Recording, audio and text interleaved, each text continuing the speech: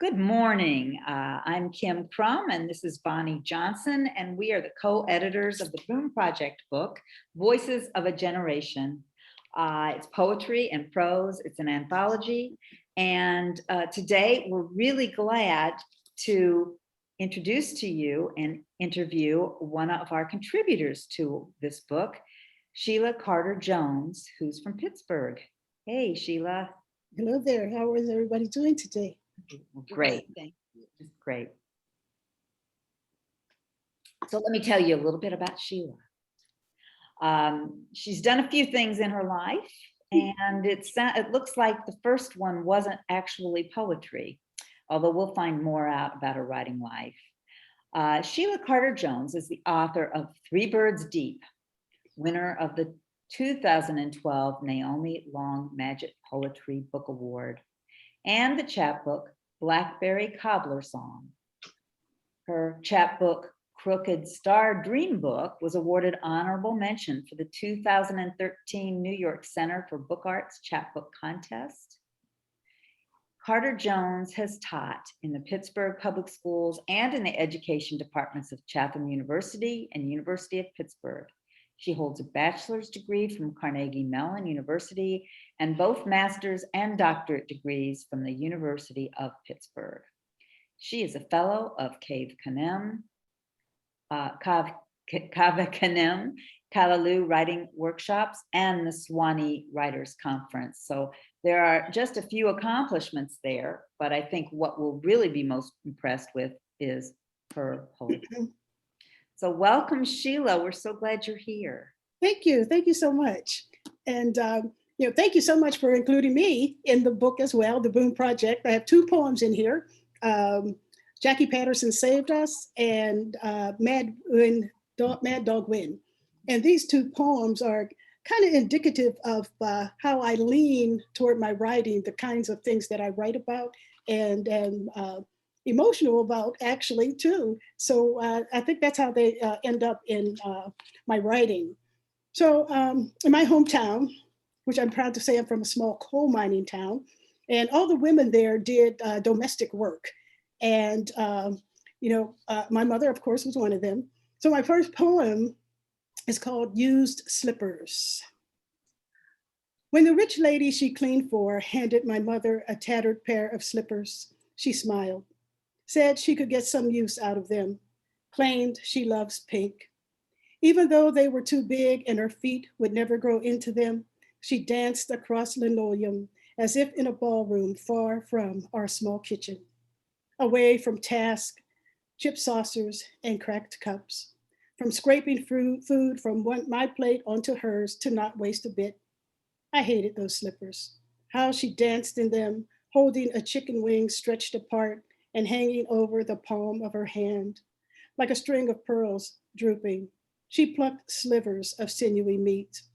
Her face blushed with the taste of sweet flesh on the tongue when she held up a clean bone that showed how we straddled the edge of poor. And though I did not starve to death, I was filled with light from a 40-watt bulb shining on a solo woman two-stepping between rhythms of contradictions. She has gone 20 years now, and I am locked down under the threat of disease, even death. Honestly, I don't want to die. Think, if not me, who then will say how she taught me to dance alone under a brief light, like a firefly flashing in the dark, my small hand reaching up to catch its glow. Ooh. Unlike regular poetry readings, we want to exclaim briefly between each poem. Yes, very nice. Okay, then my second poem, I didn't realize this until, I don't know how I thought this, but somehow I wrote a poem called A Scolding. And it was actually about me scolding my dad for not paying attention to the doctor, because he only had a few more months to live. And, but out of that poem, I got two more poems when I stretched it out. So this is one that got stretched out. And it's called Keeping Track. On my father's 72nd birthday, he stares out the kitchen window, He used to announce who was coming down the street, and my mother would say, "Okay," after each name. That's how they kept track of people making it back home. If it was a carload of women coming from work for rich folks, he called out each by name as she stepped from the car like a debutante, though she wore an apron and her ankles were swollen. If it was the preacher on his way to the pulpit, he would describe the guitar slung across his body, how he walked the way a man walks on his way to play the blues at the bar, be a star people looked up to for the way his music forgives. It was never a matter of belief in God. It was always a matter of being good. He can't see who is coming home anymore, but looks anyway. Philodendron leaves had grown wickedly over the window. Inside his head, he keeps the good book of names, gathers his frayed robe around his body, lets the oxygen tube hang beneath each nostril, as if he knows no matter how much air he takes in, it won't be long before the sleek hearse comes gunning its engine on the downshift.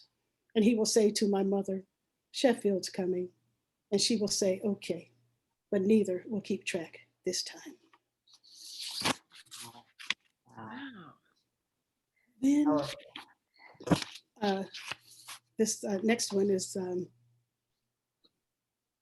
my dad was actually beaten by cops in the 60s and taken and put in I call it hijacked to a state hospital for the criminally insane for 6.5 years.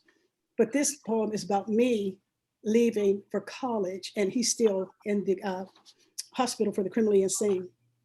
And anyway, leaving a small house for college, knowing what I have already learned. Here in the bucket seat of my brother's new Mustang, with my mother on the porch waving goodbye, I see smoke from her Viceroy cigarette float up.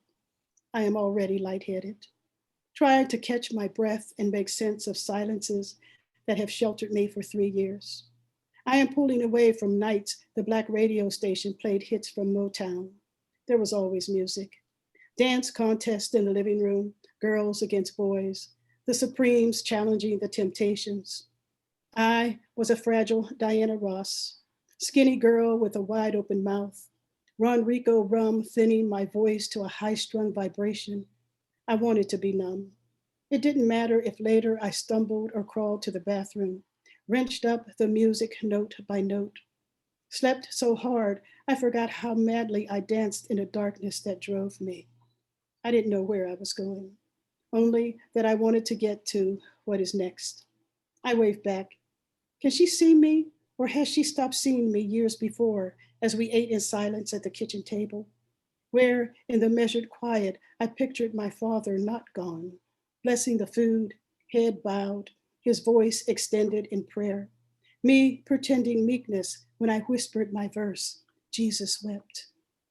I don't cry that I carry silence with me.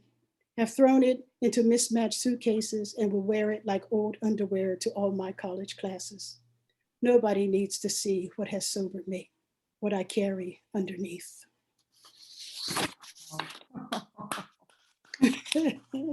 oh, that's marvelous. I so such a, I'd love to see that also in print. I loved hearing it because I think that's how poetry should be heard, but oh, your similes and your visual details and the dignity you give your mother and your father Oh, thank you. Thank you. in this whole thing, and her with her dancing around with her slippers with the chicken wing, and just beautiful. Thank you. Bonnie, do you have anything to add or ask? Well, I thought the second one was especially moving. The first one, just the word about your mother two-stepping between contradictions was a lovely image. And indeed, I know there were contradictions, which you expressed so beautifully. Thank you. Thank you. Really, really powerful. Now, where are those? Are any of those published yet, or what plans do you have for them? Well, what's interesting is, as you may or may not know, I got an MFA in 2019. Congratulations. And thank you. And that whole manuscript, I realized, was just a draft.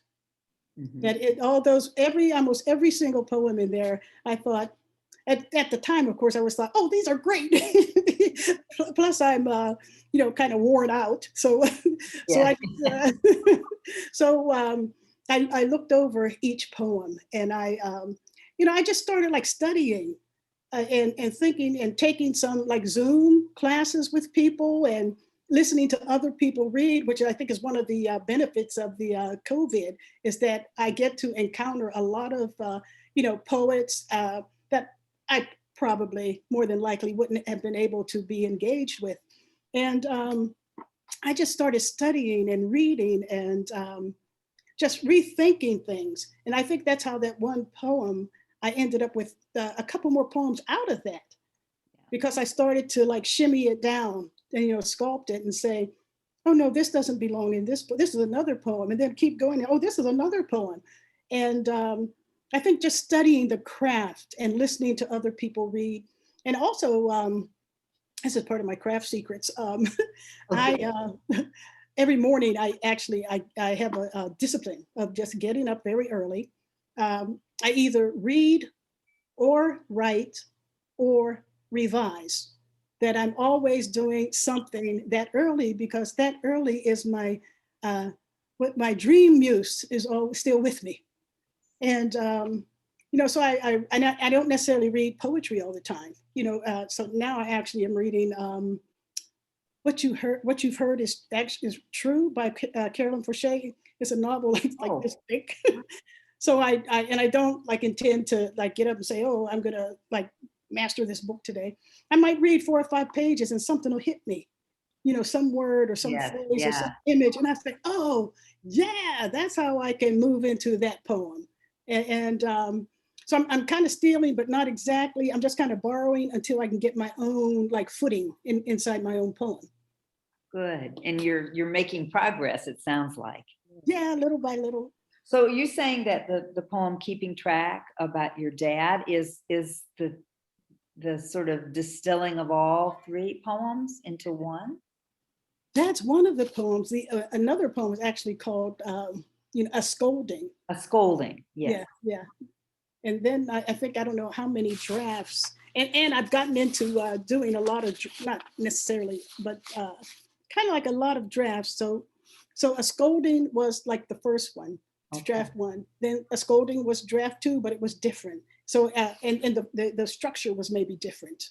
And Yeah. so I kind of like keep, I don't know what happens. I get in this groove and it moves me to wherever the poem is or it needs to be. Well, we want to be in that groove too. Of course, we write prose, both of us, just for the listeners, we write prose. I'm mostly creative nonfiction and Bonnie is mostly fiction. So this is That's interesting. your process is fascinating to us and should resemble ours as well. But tell me about your dad's situation, not the latter poem that you read, Mhm. in which he was still hospitalized, was powerful, and you said a lot less about that situation than just about how you were feeling, which we heard the tragedy of it through your Right, voice. right. What are you going to do with that story? Because that sounds like a big story. It is a huge story. And I've been researching, actually gone to the Philadelphia Library and free library and researched some things. I've been actually having, I don't know how to call these encounters, where I meet people and somehow there's some connection between us that flips my story into a deeper meaning. So just for example, I went to New Mexico and to a spa, and this guy was in front of me, and he kept saying, "Hey, sister." And I kept thinking, who is this white man that keeps calling me sister? He doesn't even know me. He has no right to call me sister. And he was with his girlfriend. And I kept saying, this is going to be like a situation here. But it turns out that, I end up in the arsenic pool and he's in there. And I'm thinking, I can't believe he's in this arsenic pool. And he's got on a ball cap and some shorts or something. And he's sistering me again. And I'm thinking, finally I say, what is it with you? Why are you calling me sister?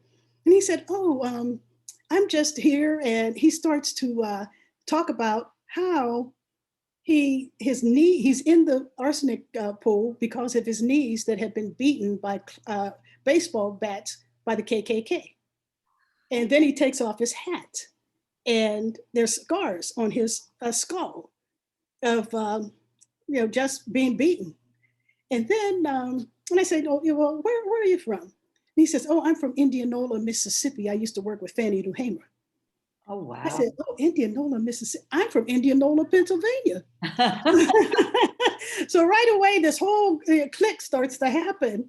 And I tell him about my dad. And he says, I heard about that, Black men, going away or being taken and never heard from again. But I only thought it happened down south. He said, I'm surprised to hear that it happens up north. Mm-hmm. But it's just like those kinds of things, like, I don't know, they come to me, this rhythm, and I start to meet people or hear things, and it starts to add in. So what I'm hoping, I'm actually working with or facilitating a hybrid memoir class. And I'm thinking that all of this may turn into a hybrid kind of memoir. Okay, perfect. Where it's not all poetry, but because I have to include some of the, the newspaper articles, the research, that I've done. Oh, that sounds good. Poems are very. Well, we're ready to take that class. I can't but that sounds wonderful. Well, it's incredible. Memoiristic, and it sounds as if the synchronicity may be an even greater asset to your work. And I agree. Your work. Absolutely. We can all hope for that. That's true. That's true. Or serendipity, or right. I think also the vision of a writer is, everything is material, and true. So our whole life, wherever you are, is potential material. We don't miss a lot of those opportunities, which I like very much. That is true. Yes. Right. Somebody told me the other day, well, of course you wouldn't see it like that. You're a poet. You see through the eyes of a poet. And I just thought, oh, yeah, maybe that is true. Yes, that is true. Yeah. When did you first start seeing through the eyes of a poet? When did you first start writing poetry? Do you have a origin story for us? I think I first started hearing it when my mother used to read those Mother Goose stories. Yes. I used to love those things. And she would sit down and we'd get around her and she would read them to us. And I would kind of like recite them because they just sounded so hippity dippity dup, and they had like a little rhythm that kind of like roamed around in my head. And then I used to write little plays for the rest of the kids in the neighborhood for us to put on these little like plays so we could dress up in our mother's high heels and everything and be allowed to do it because, oh, this is a play. We're not playing around. So anyway, I guess around 7th grade, the English teacher, Mr. Tishon, he was such a nice man. And he just said, I guess we were reading poetry or something. And all he said was, okay, everybody write a poem. And I'm thinking, write a poem? I mean, how do you do that? But then those rhythms started coming back. And I wrote this poem, and this one girl who sat in front of me, Jonna Carson, guy was Sheila Carter, and she turned around and said, what do you have? And I said, I have this, this, and this. So I said, but I can't get a last line. And she said, well, let's exchange, let's hear each other's poems. So she listened and she said, what about where summer spirits come to play? And for the life of me, I cannot forget that line, but I forgot my poem. But it was just such a, I don't know, it was like a burst. Like, yeah, like stars, I could see stars. And it was just so like wonderful. And from then, I kept writing kind of like off and on, but I wouldn't show anybody. I was like too, this is too personal, even though it wasn't personal, but I just felt it was like too much for me. And then I got to college, I kept writing, taking poetry courses, and then I started teaching actually, and probably didn't write for quite a while, and then I think I took the Western Pennsylvania Writers Project for the Summer Institute for Teachers. And there was a poet that they would have come in for a week. And this was Len Roberts. And I started writing. And he praised me so that I was like, okay, I think I can get my footing. I think I can, keep doing this. But I think without the praise, that even though it could have been not that hot, but just the praise itself was enough to, keep me going, to keep me, writing and trying. Yeah, I think the praise actually works for all of us in Yeah. almost all situations better than the opposite, right? Isn't that the truth? Uh-huh. Uh-huh. So even if somebody praises and I look and I go, geez, it's really not that good. That good, but I'll keep working at it because of the praise. Because of that praise, I'll keep going. And I think that's important. I think too many people are told at an early age, and I see this in folks who come to my classes, that they can't write well, so they shouldn't even try, but they still like to do it. And Right, they right. come to the first class apologizing for not being able to write. And it's untrue. They love writing. You can tell it in what they produce. So That's true. That's true. well, Bonnie, how about you? Do you have a question for Sheila? I would like to know if you can bring your writing philosophy down into 5 words or 7 words or Yeah, I think I heard you. I have some. Is anybody going to ask me about my craft secret? Oh, I'll just change my question to that. Tell me. But I'll do it really simply. My craft secret is, I was thinking about this, is to be an essential worker. That my presence and what I give of myself is absolutely necessary for the life of the poem. oh, To be, I have to be there. I have to be there to make sure kind of that the life of the poem can evolve and grow and eventually head out into society in a good, healthy form. So then my writing process, I kind of said that, or think that it's kind of cyclic, that I keep going round and round and, drilling down and drilling in and moving over, but I keep going round. And so the first thing I actually do is, and sometimes I don't even know that I'm doing it, is that I'm observing. I don't even know that, but even if I'm observing something, but I'm thinking something else, there's some kind of different connection. So there's that something that brings me to look at this, and then to inside question, what is this lamp saying to me, about me, or bringing out of me? And then I write a first draft, and it's usually pretty bad, but I usually like them. I'm like, oh yeah, this is like really bad, but it's a good start. It's a good start. And usually my first draft, after I kind of draft it with all kinds of whatever zigzags and arrows and stuff that I think about as I'm going through, throwing it in the margin, I read it out loud, so I can hear like what I'm thinking or how it is sounding. Is it carrying the image or the meaning that I wanted to? And then, sometimes when I read it aloud, I can hear how the words either enter my ear, or it's kind of like a clunk, and it's like, oh, that's not the right word, or the words are hovering like, yeah, maybe I could use that. Then there's these words way out in left field where they're kind of like, oh, okay, bye.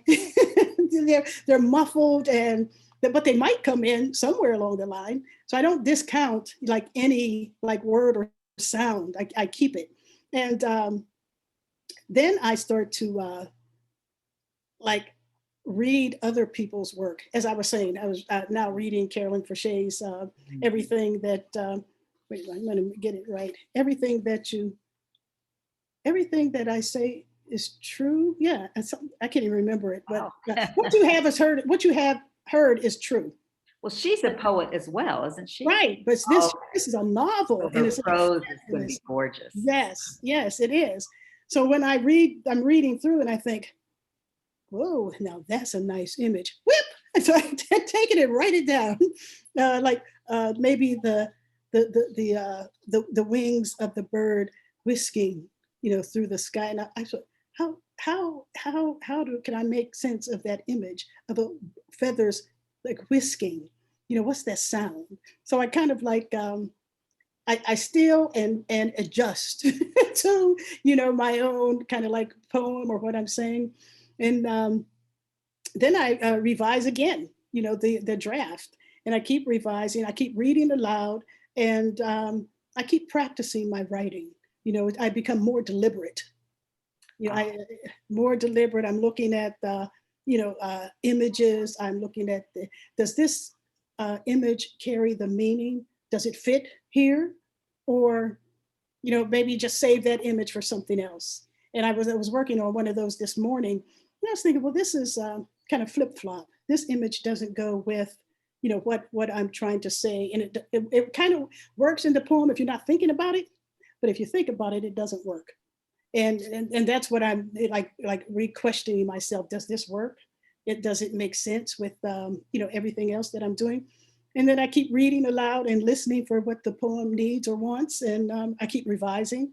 And actually, if I should have read some of these things, like the leaving a small house for college, knowing what I have already learned, is actually draft 4. Oh, it is. Yeah. And then keeping track came out of a scolding.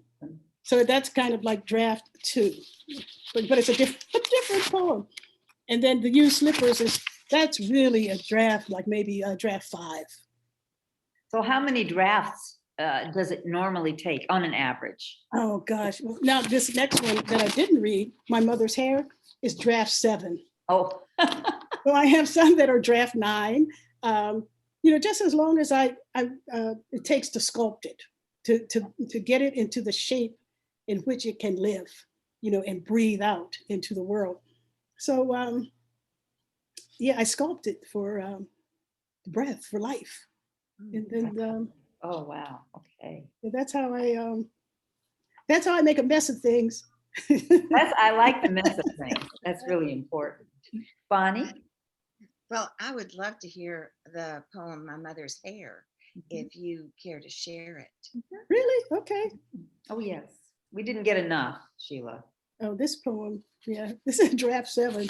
And it went through all kinds of like forms and long lines or not or this or that. So this one, this is after, I don't know if I don't need to say that after my dad died, my mother's hair. It is over. I stroke my mother's hair. Her head is in my lap. Her body is stretched out on the couch. Mine is pressed into its arm. A man's dying has exhausted my expectation. He wrote on a scrap of paper, "Where's?" Before letters became scribble. He became unconscious, and I don't know what is where. I stroke my mother's hair. Feel her fatigue supple on my thighs as she curls, gives her head completely to my strength. Both knees are like knots on branches of the front yard maple. The clavicle sculpted so exquisitely, I see what has been carved from years of love, shaped with care. I don't dare touch it. I'm afraid the bone will ping, that I will hear again how that day began. The doctor shut the door, left us cramped in a family room around a table, natural as eating dinner in our small kitchen, where brothers' faces begged no more mashed potatoes, though they loved the way she makes them. Sisters' eyes dropped as if to not see what's coming. I heard the stalling in my mother's voice, to pull the plug or not. She asked me. No, she forced me. No, she trusted me to come to the right conclusion. And I knew what I had to say. Oh, oh, powerful. I think that one's done. Oh my goodness. Beautiful. Bonnie, comment? The word that keeps coming to me from listening to you is presence. I thank you for your presence. I thank you for your presence in your poetry.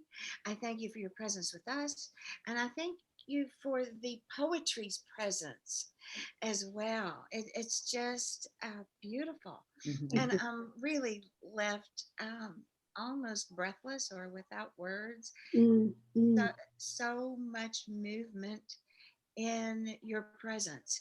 And I think that's what we all need is a presence in to be human. Yes, We must be present in our lives and in the lives with the people we encounter. that's So true. thank you for that. That's true. Thank you. Thank you both so much. I was actually almost crying, getting ready to cry on that one. Good, you could have, you are allowed. You are allowed. But, I think, and I agree with Bonnie that I felt like you were present, but I also feel in all of these, especially with your mom, for some reason, I feel I'm present. And I like the way that you end it without our knowing the answer. Yeah. I think that, there's such grief in that. And then you throw in something about the mashed potatoes. Yeah. It was terrific.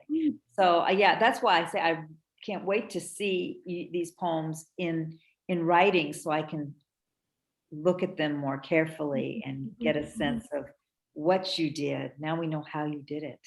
So Thank you. it's very nice. So tell us as we close if there are any about any books that you published recently that you'd like people to look up and where they can find you. Well, I haven't published any books recently, but I was doing a Zoom reading. Somebody asked me to read with them. And I said, okay. And so I read, and then afterwards, one of the readers is an editor of a review, a book, a journal or something. And she emailed me and said, can you send us 5 or 6 poems so we can feature you in our review? And I thought, okay, and I did. So that's, I guess she said either summer, fall, or winter, it'll be forthcoming as they organize things. So that's what's coming up for me. And, one of the other things is the Naomi Long Madgett Book Award.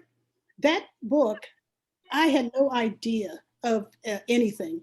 I was taking a manuscript course, and the last page of the directions was send it out to a publisher or a contest or something. And I hadn't read the last page. So the person doing the facilitating said, well, has everybody had a chance to send their manuscript out? And I thought, send this thing out. She said, well, didn't you read the last page? And I will just, well, no, I happened to not read the last page. Well, that's part of the class is to send it out. So I sent it out, no revisions, no nothing, and I won. Oh, And so I thought that was just something. there is serendipity in your life, right? Yes, there is. There is. After all that hard work, being the essential worker. That's right. You have to be essential. All right. So I know that when I Google Angela Carter-Jones, poet, lots of links come up. So you can find her if you do. Oh, me, Sheila. I mean, Sheila, excuse me. We have a friend whose name is Angela Jackson Brown. I was going to say, I'd like to look her, Angela. Yeah, Angela Jackson Brown actually has a new book out, and you'd like her very much, but I convolute your name over and over again. So no problem. Sheila Carter-Jones, hello. Hi. Google Sheila Carter-Jones and lots of things are going to pop right up and you'll be able to look her up and read more about her. So that's all I think for us. Is it, Bonnie? Have I forgotten anything? Yes, except I would like you to mention the literary journal where your poems are going to be in upcoming. The platform review. Platform review. Mhm. Thank you. Okay. Well, so we're so glad to have been part of your process. Yeah, and this is a to good have found you by putting out a call for submissions for this little one. Sure. book. Yeah. And then you Um, found us. So, and you can find us at theboomprojectbook.com. Okay. We have a website. So, and you can buy the book that way if you want to.